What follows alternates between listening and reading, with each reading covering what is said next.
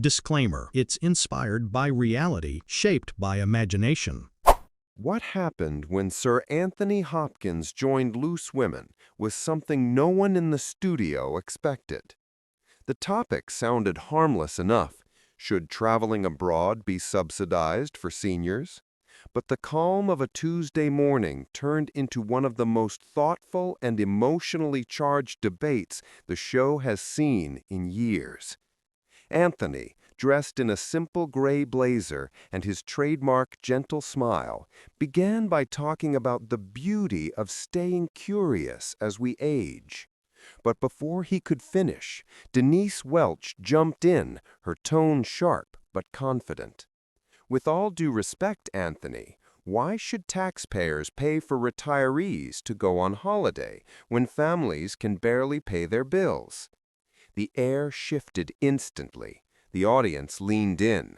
Anthony didn't raise his voice, but the power in his calm response made the studio fall silent.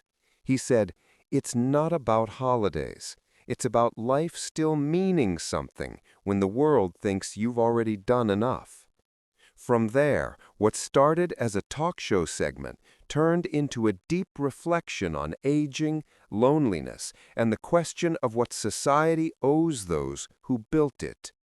By the end, even Denise, usually unshakable, looked visibly moved. No one left the studio the same that day. And it all began with one simple question.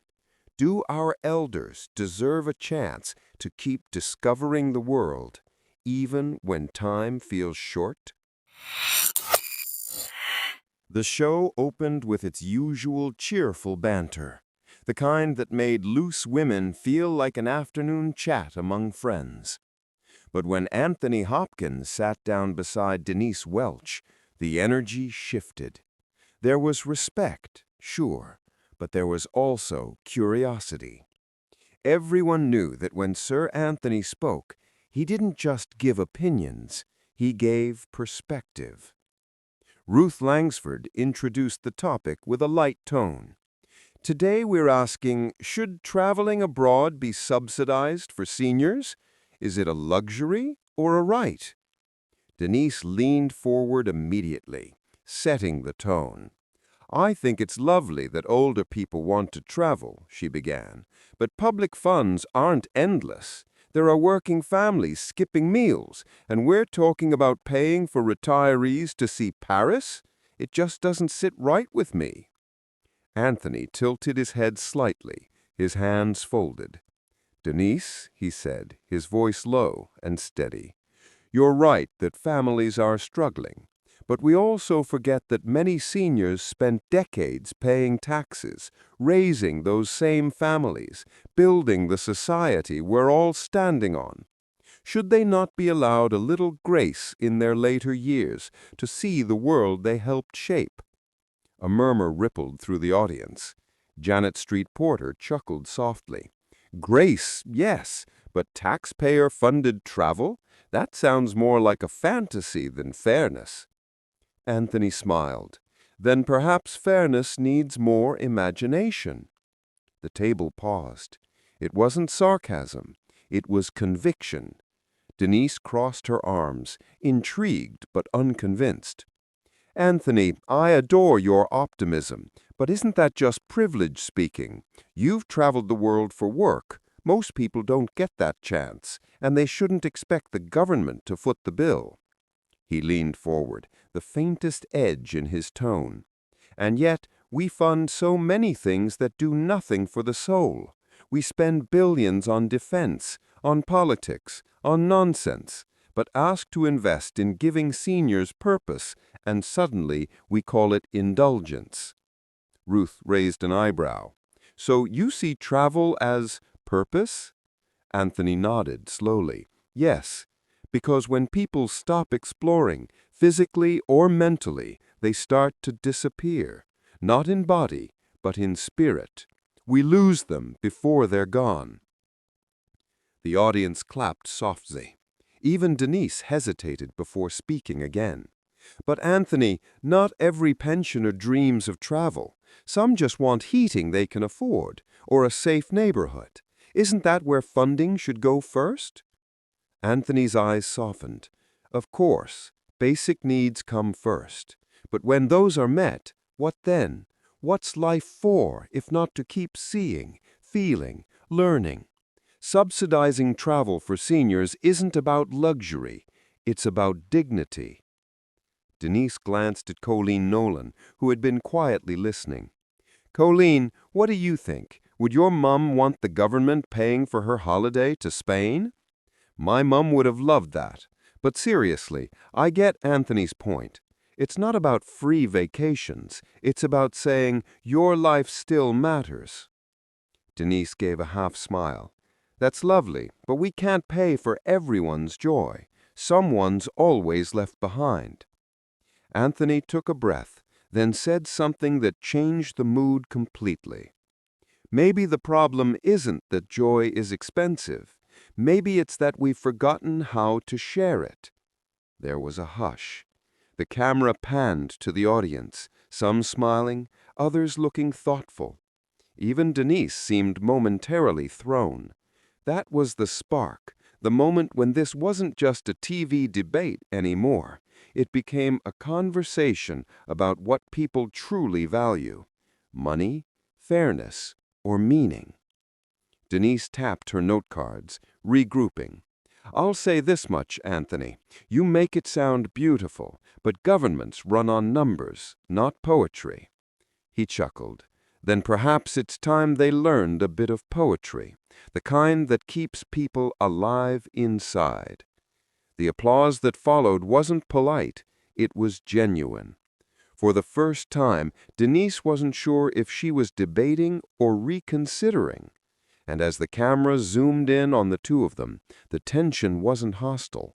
It was electric, the kind of spark that ignites something deeper than disagreement.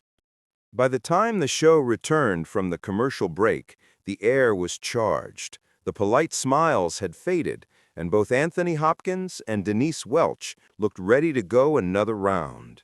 The studio lights reflected off the glass table between them, but it might as well have been a line in the sand. Denise started first, her voice firm. Anthony, no one's arguing that seniors don't deserve happiness, but we can't afford to fund leisure trips when the NHS is falling apart, when carers are underpaid, and when food banks are packed. How can you justify travel when people can't afford medicine? Anthony's expression didn't flinch. I don't justify neglect, Denise. I'm saying that a healthy society takes care of both the body and the spirit. Fixing one while starving the other isn't balance, it's bureaucracy. Janet's street porter cut in, smirking. But come on, Anthony, most pensioners would be happy with a bus pass and a warm pub lunch. You're talking about subsidizing flights. That's not reality, that's fantasy. Anthony leaned back, his eyes narrowing slightly, but his tone calm. Reality, Janet, is what we choose to fund. We choose war over wellness. We choose politics over people.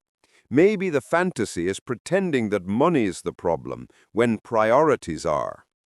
That line drew a few oohs from the audience. Denise shook her head and jumped in before the moment could hang too long.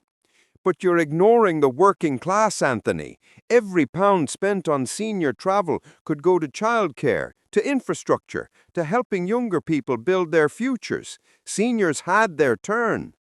That struck a nerve. Anthony's voice grew firmer. Their turn, Denise? Aging isn't a season that ends. It's a continuum. You don't retire from being human. You don't reach 70 and stop deserving to live.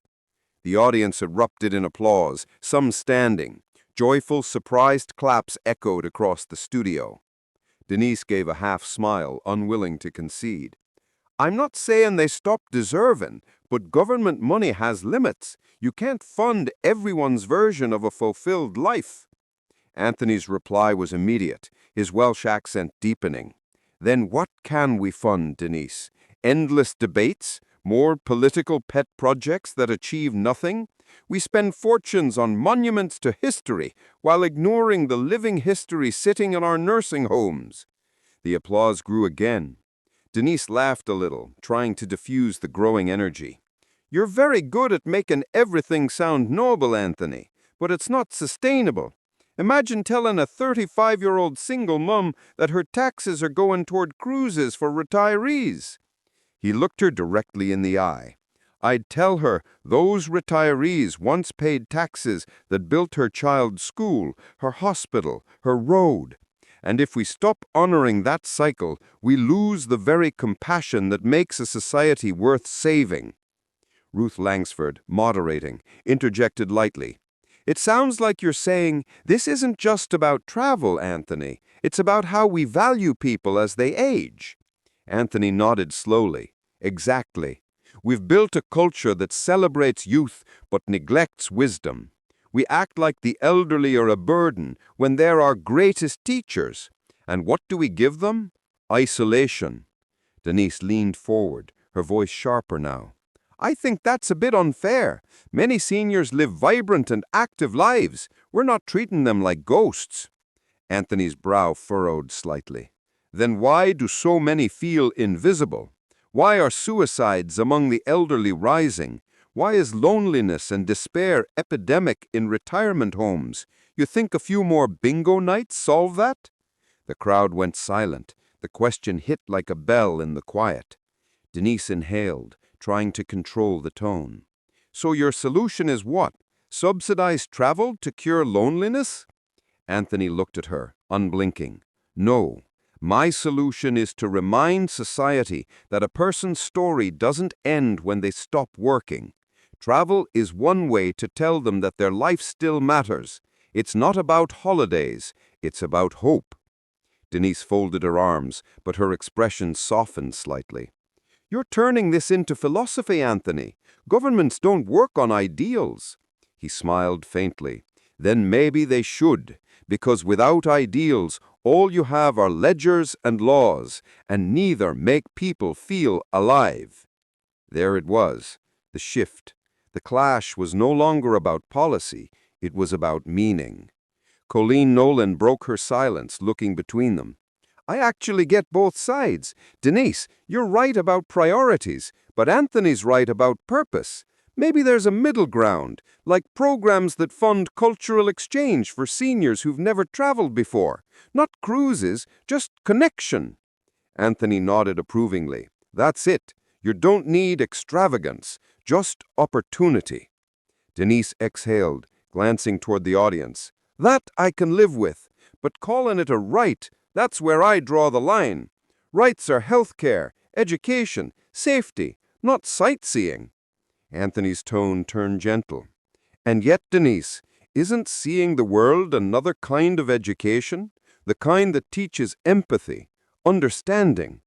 The audience clapped again, this time softer, more thoughtful. The tension between them was no longer hostility, it was a dance between conviction and realism. But what no one saw coming was how deeply personal the next exchange would become. When the topic turned toward Anthony's own experience with aging and loss, the entire room would shift from debate to emotion. And that moment, the one that made even Denise go silent, was about to change everything.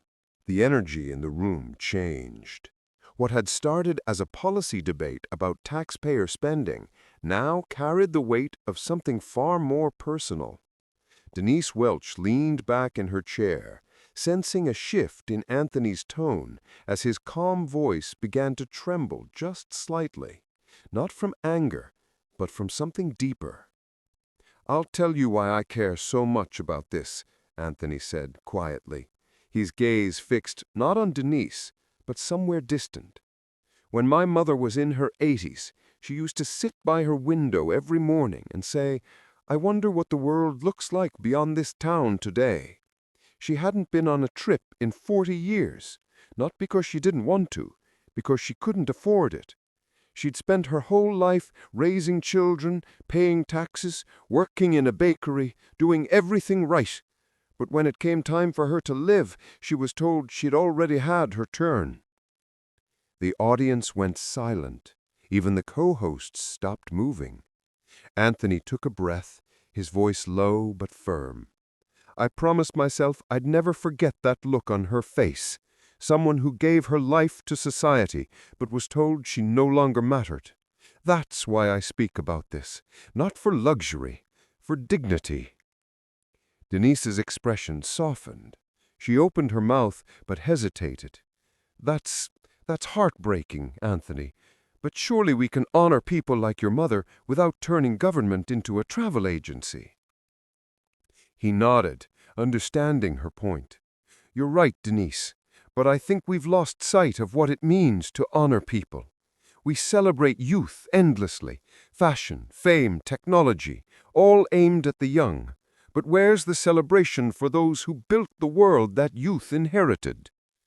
The audience erupted in applause. Ruth Langsford placed her hand over her heart.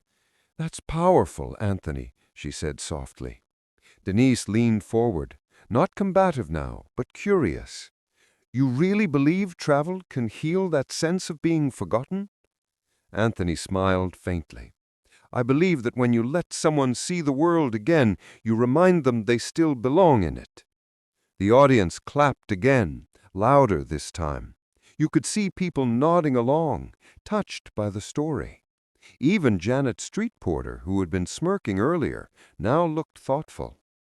But Denise wasn't ready to let the conversation turn purely emotional. Anthony, you're making a beautiful point, but emotion doesn't pay for policy.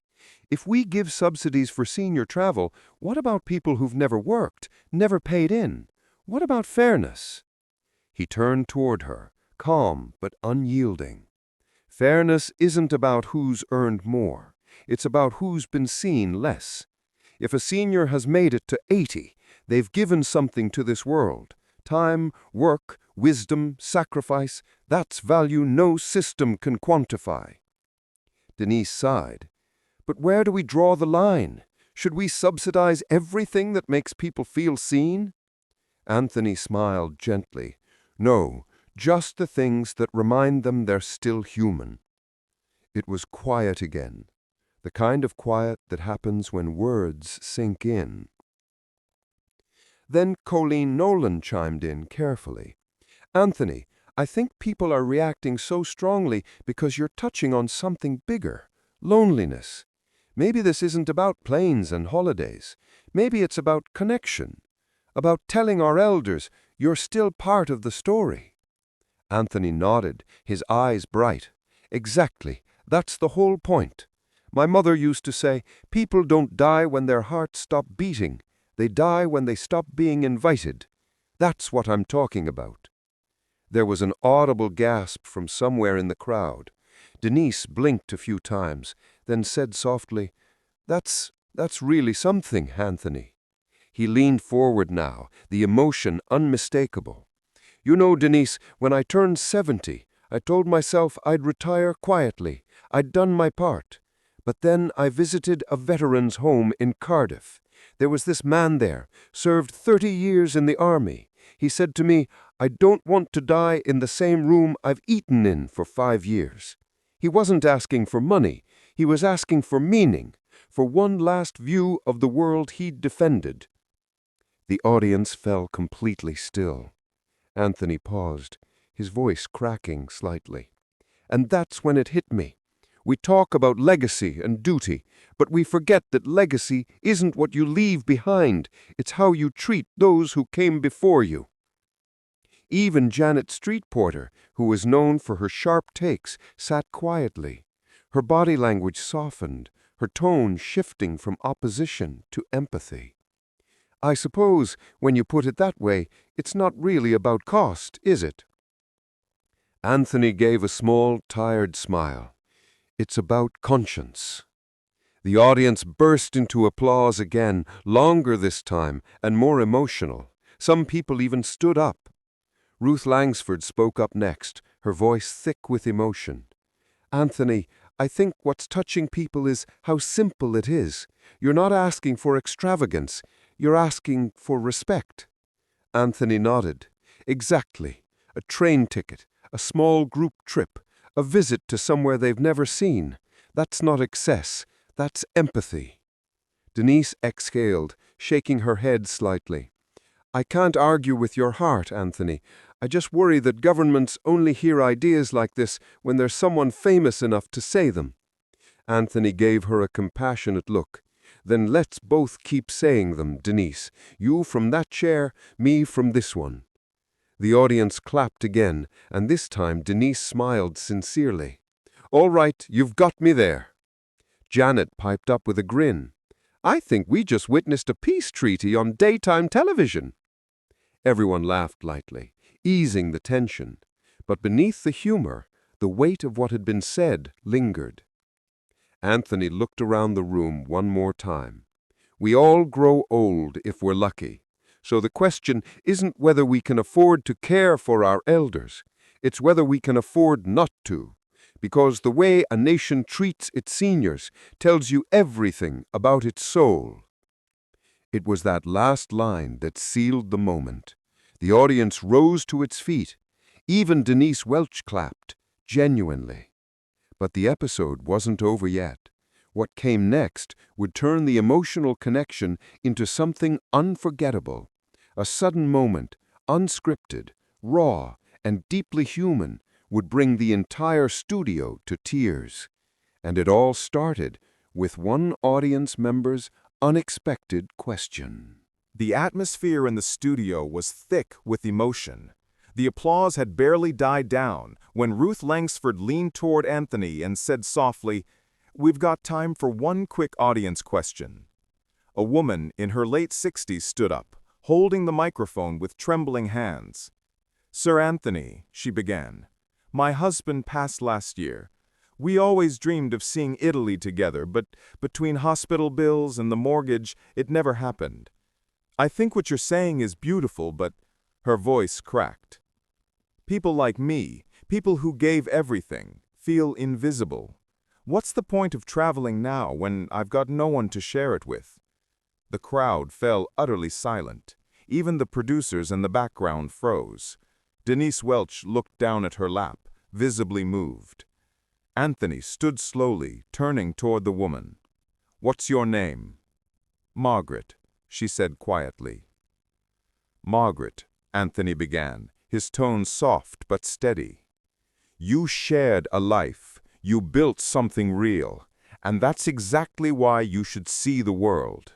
Not to escape your grief, but to remind yourself that you're still here. The world is waiting for you, even if he's not beside you anymore." Margaret's eyes filled with tears. The audience gasped, and some began clapping softly.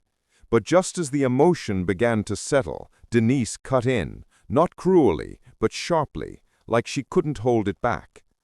"Anthony, that's incredibly moving, but it's romantic. It's not real policy. Governments can't fund emotional healing."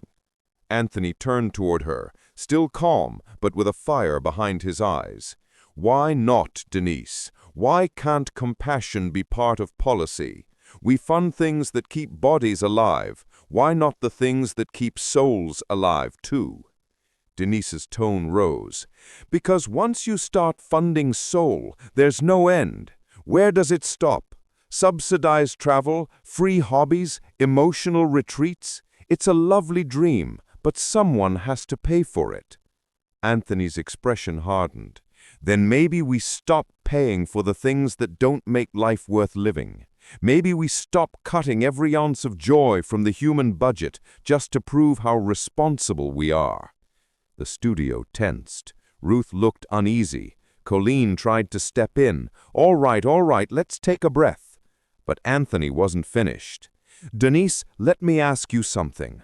How many older people do you know who live quietly, politely, paying their bills, never asking for help, only to die without ever feeling seen again? We call that budget efficiency, but it's cruelty disguised as governance." The audience erupted in applause, cheers even. Denise looked taken aback, but held her ground.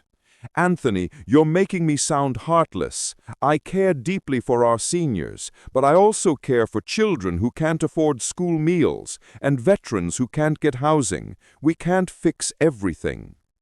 Anthony leaned in, his voice now low but firm. "Then fix something that matters. Start where we've forgotten to look." For a moment, the two locked eyes. The tension between them wasn't anger. It was passion colliding from two different worlds. Denise shook her head, a hint of frustration slipping through. "It's easy for you to say that, Anthony. You're a global star. You've seen the world. Of course you want everyone else to see it too. But for some people, staying home is the dream. Safety, not adventure." Anthony exhaled, visibly trying to stay composed. "I understand that, Denise. But when the system tells older people to stay home long enough, it stops being safety. It becomes containment." The audience gasped audibly. Even Colleen looked stunned. "Anthony," she started, but he continued. "That's what we do, isn't it? We contain the old. We give them minimal comfort, minimal freedom, minimal expectation, and then we act like that's kindness." Denise's voice cracked slightly. "You make it sound like we're imprisoning them." Anthony looked at her, his tone suddenly gentle again. "Sometimes we are. With good intentions, yes, but walls are walls, even when they're painted warm colors." That line landed like a thunderclap. The studio was frozen. You could hear the faint hum of the cameras. Denise blinked rapidly, her jaw tightening as she absorbed his words. "That's powerful," she admitted softly, "but it's romantic. It's not real policy. Governments can fund emotional healing." Anthony nodded, finally sitting back down. "Then maybe we stop treating compassion as a luxury. It's the only thing that separates a nation from a machine." The audience broke into applause again, many on their feet this time. Some shouted yes from the back rows. Denise looked around at the crowd, half smiling in disbelief. "You've got them all under your spell, Anthony." He smiled faintly. "It's not a spell, Denise. It's just remembering what matters before we forget who we are." The applause swelled again. Ruth leaned forward to cut to commercial, but the sound of the audience drowned her out. And in that moment, something remarkable happened. Denise reached across the table and placed her hand over Anthony's, not as a surrender, but as acknowledgement. The audience gasped softly. Anthony met her eyes and nodded once. That touch, simple, human, was enough to melt the tension that had built through the entire debate. The camera zoomed in on their hands as Ruth finally said, "We'll be right back." But the image lingered. Two strong, stubborn souls realizing they were arguing not against each other, but for the same thing.